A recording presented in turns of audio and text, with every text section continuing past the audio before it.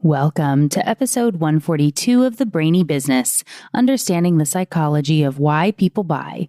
Today's Behavioral Economics Foundations episode is about status quo bias. Ready? Let's get started.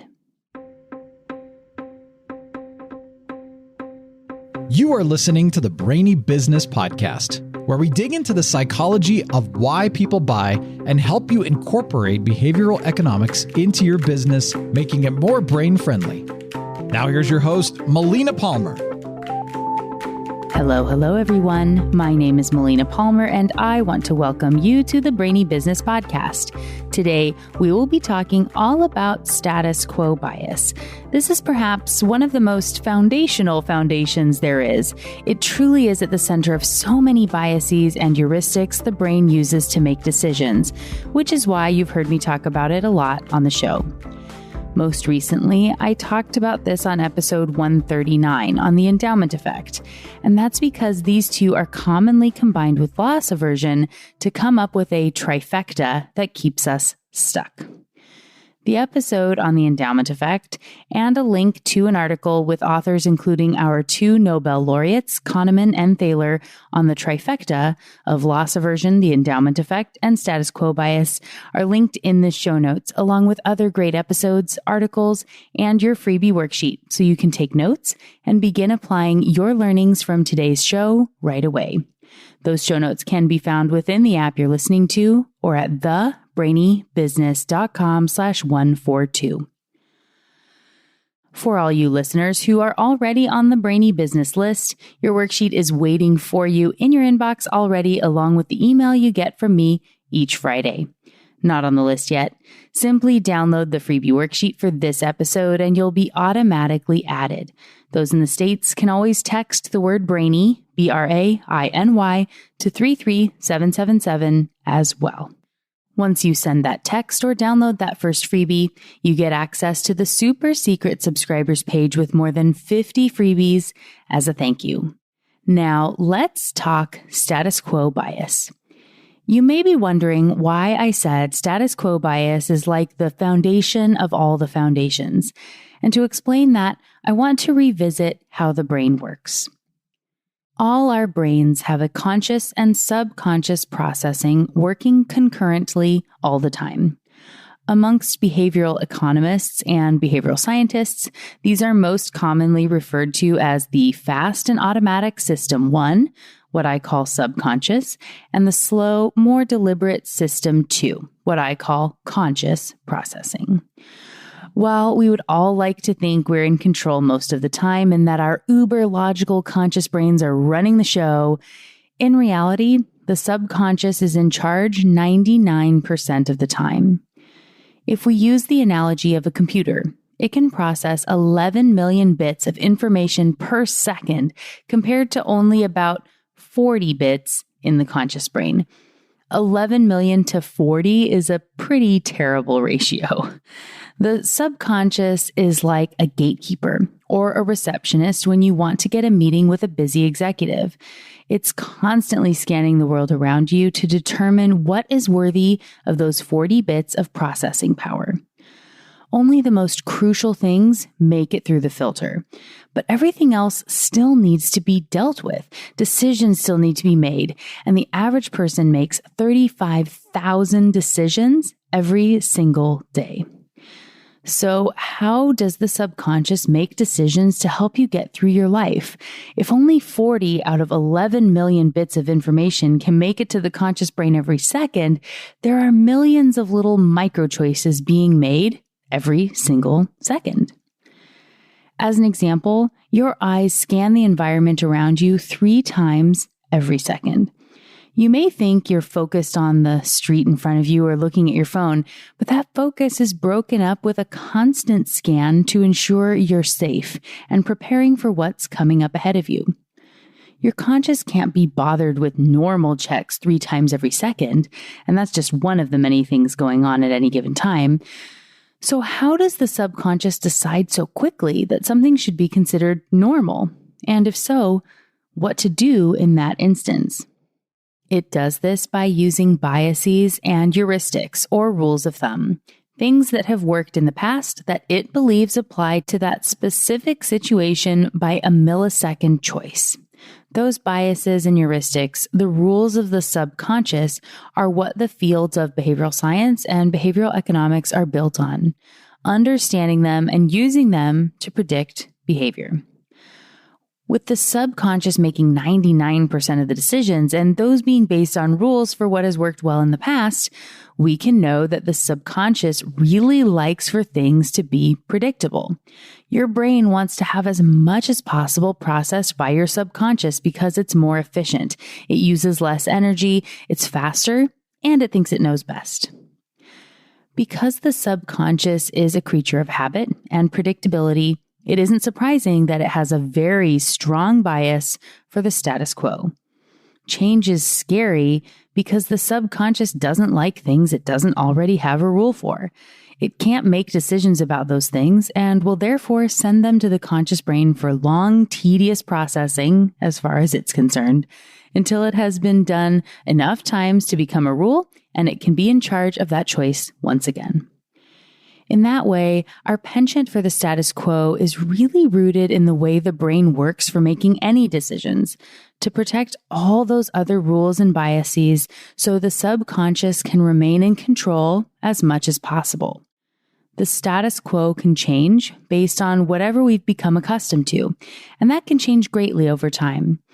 When we're presented with a change, we often become nostalgic, not wanting to lose out on what we have now, because that fear of the unknown, the what if, is scary. This is the classic graduation goggles phenomenon. Most people hate high school and likely complain about it for the majority of the time they spend there, saying things like, "Ugh, I can't wait to get out of here," or "When will this nightmare be over?" That happens until there's maybe a month left of school and you start to realize that change is coming. It's inevitable now. You may be moving states or to another country for college, or having to go out and find a job and new friends or a significant other, move out on your own for the first time. That's a lot of change, and all of a sudden you become really nostalgic for what you're going to leave behind. Every walk down the hall has a "this is one of the last times I'll do this" vibe, and you might start to say, this wasn't that bad, or even go so far as to start saying these were your golden years and I'm going to miss this place. That place you've hated for 4 years and couldn't wait to get out of. So what happened? Of course, it's status quo bias. Now that the change is upon you, the stuff you know and are used to looks pretty darn good. This same phenomenon can make it hard to leave a job for a new one, even if you get a great offer. You start to second guess, and your brain will convince you of all the great stuff you've got going for you, a promotion that might be just around the corner, or a new level of vesting in your retirement, or your friends that are there, or whatever. You also see this in relationships. This feeling that the devil you know is better than the devil you don't is inherent in the choices we make every day to maintain the status quo. Taking the same route to work, ordering the same food from a restaurant, buying the same toothpaste, and even brushing with the same hand in the same way every single day. Wearing the same staples when you've got a closet full of unworn options. These are all examples of habits born out of our bias toward the status quo. When researching for this episode, I found an interesting article in Psychology Today, which is, of course, linked for you in the show notes at thebrainybusiness.com/142. And it talks about a thought experiment from 2 different angles. I'm going to read this piece from the article for you here to help show how powerful this bias can be. Consider this thought experiment from the renowned philosopher Robert Nozick. Suppose there was an experience machine that would give you any experience you desired. Super duper neuropsychologists could stimulate your brain so that you would think and feel like you're writing a great novel, or making a friend, or reading an interesting book. All the time you'd be floating in a tank with electrodes attached to your brain. Of course, while in the tank, you won't know that you're there. You'll think that it's all actually happening.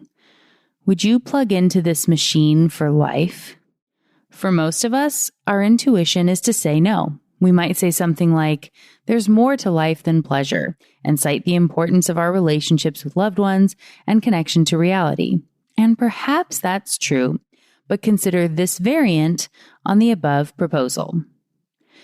It's a Saturday morning, and you're planning to stay in bed for at least another hour when all of a sudden you hear the doorbell. Grudgingly, you step out of bed to go open the door. At the other side, there is a tall man with a black jacket and sunglasses who introduces himself as Mr. Smith. He claims to have vital information that concerns you directly. Mildly troubled, but still curious, you let him in. I'm afraid I have some disturbing news to communicate to you, says Mr. Smith.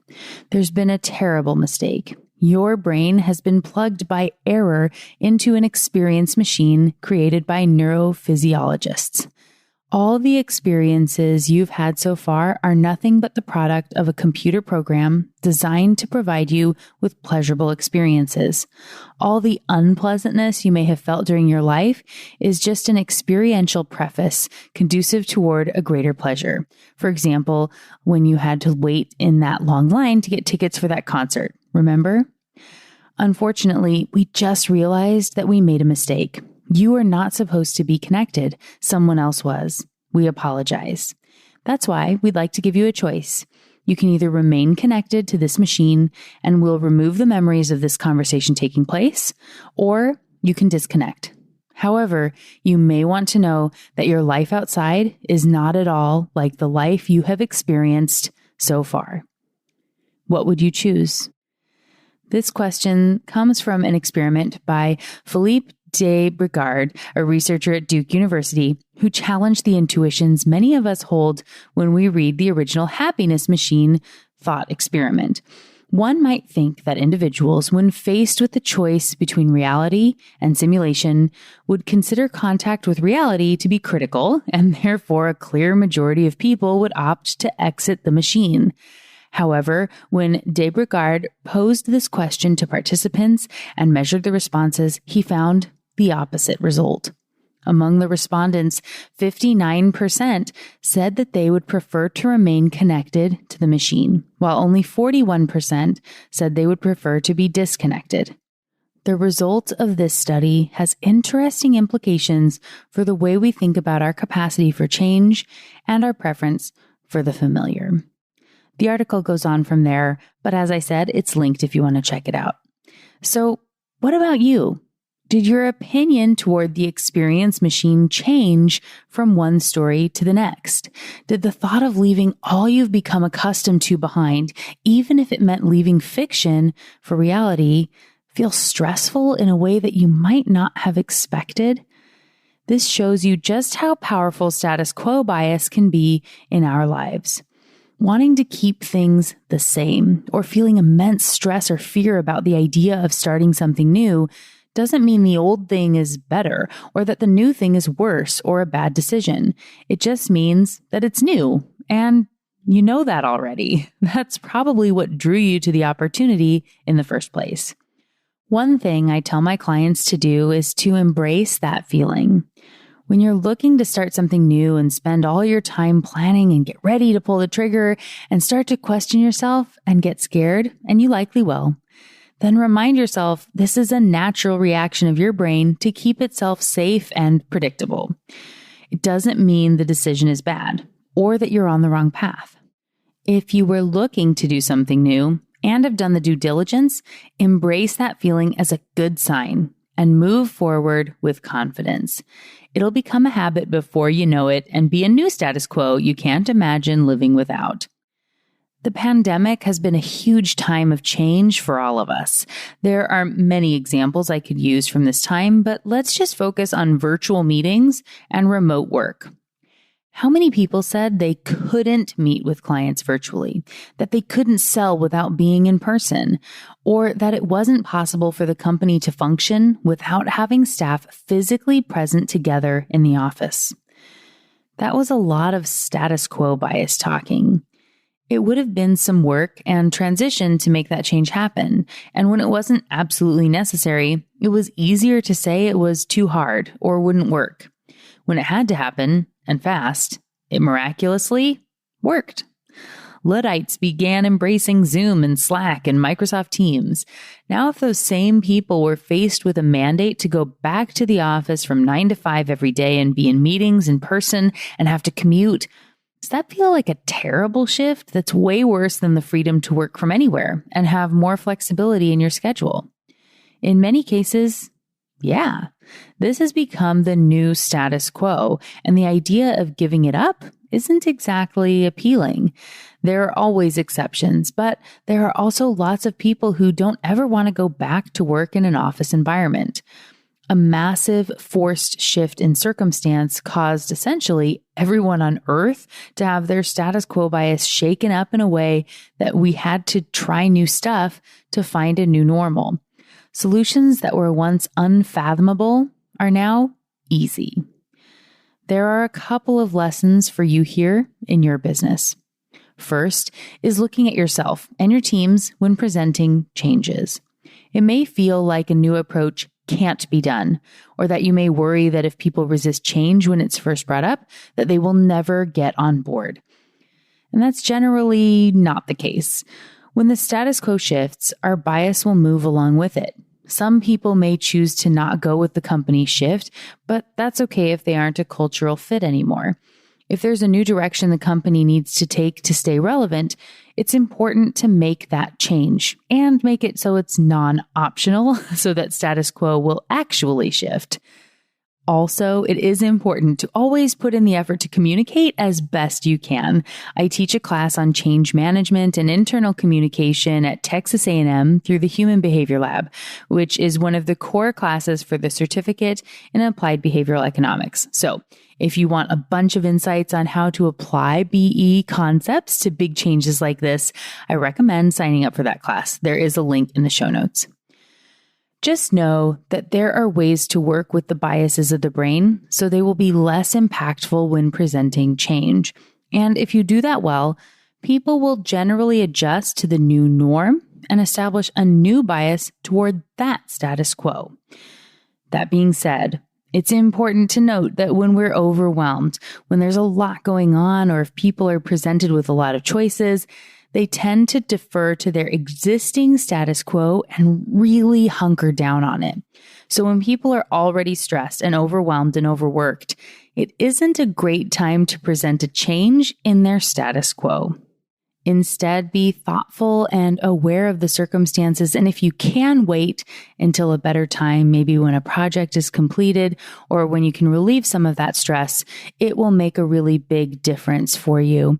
I've also linked to the episode on change management from the podcast, in which I talk about how a slight shift in the way that you present a change can make a difference so that the trifecta works for you instead of against you. And I use the example of getting people to change their desks, which is something that's been notoriously problematic for a lot of businesses around the world.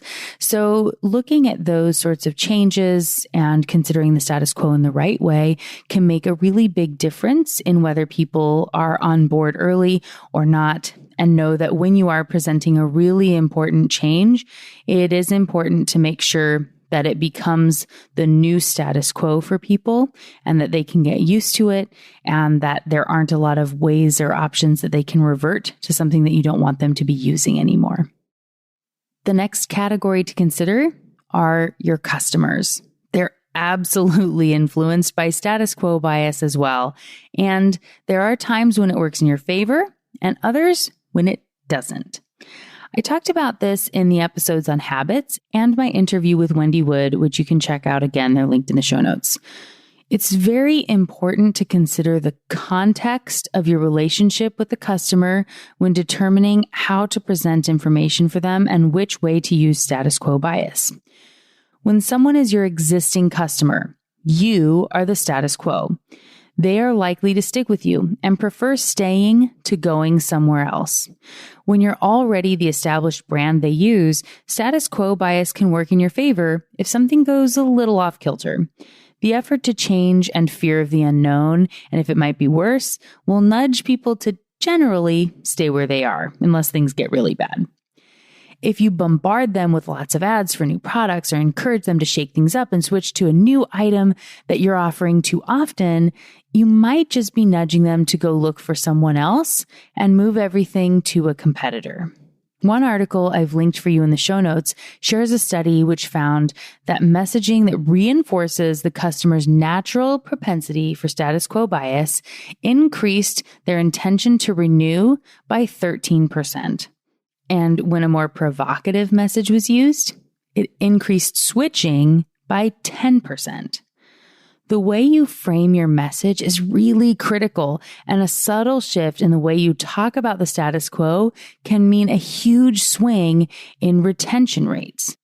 So in general, when communicating with existing customers, you want to remind them that you're the status quo, even if you're talking about adding a little something on top, but not making it seem like it's a whole big move or a shift.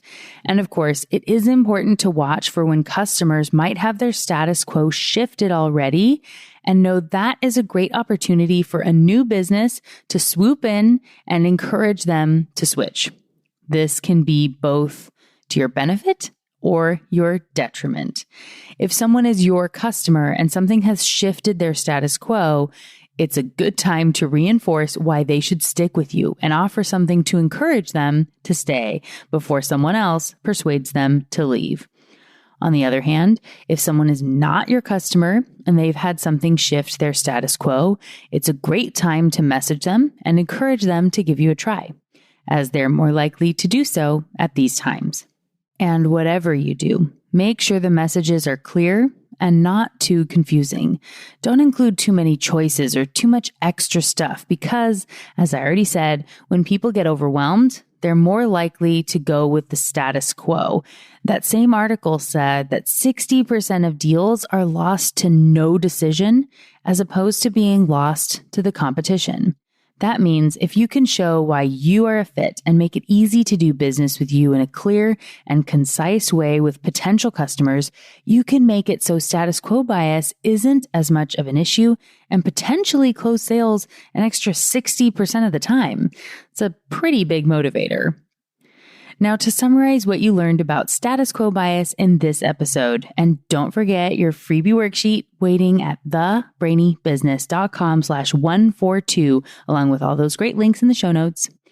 The first most important thing to remember is that status quo bias is a foundation for a reason. It is firmly rooted in the way our brains work, and it will always be present. You need to be mindful about what you want to try and shift for both yourself, your peers, and your customers, and don't attempt to take on too much at once. When you are looking or planning for a change, know that the feeling of fear as you get close to pulling the trigger on it doesn't mean you're on the wrong track. In many ways, it can be a good sign. And a reframe to realize that is a valuable thing, and it can make a big difference in pushing through changes your subconscious brain might resist.